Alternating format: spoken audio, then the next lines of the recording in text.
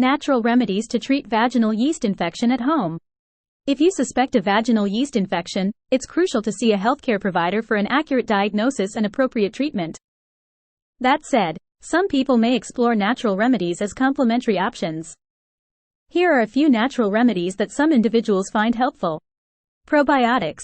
Probiotics, either in supplement form or through fermented foods like yogurt, may help promote the growth of beneficial bacteria and maintain a healthy balance in the vaginal flora. Garlic. Some people believe that garlic has antifungal properties.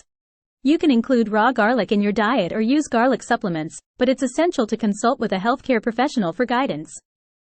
Coconut oil. Coconut oil is often lauded for its antifungal properties. Applying coconut oil topically may help soothe discomfort, but more research is needed to confirm its effectiveness against yeast infections. Tea tree oil. Tea tree oil has antifungal properties and may be diluted and applied topically. However, it's crucial to use caution as undiluted tea tree oil can be irritating. Consult with a healthcare professional before using it.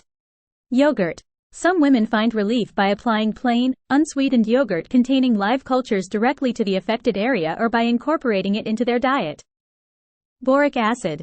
Some studies suggest that boric acid suppositories may be effective against recurrent yeast infections, but it should only be used under the guidance of a healthcare professional due to potential side effects. Dietary changes. Some individuals find relief by reducing their intake of sugary foods and refined carbohydrates, as yeast tends to thrive on sugar.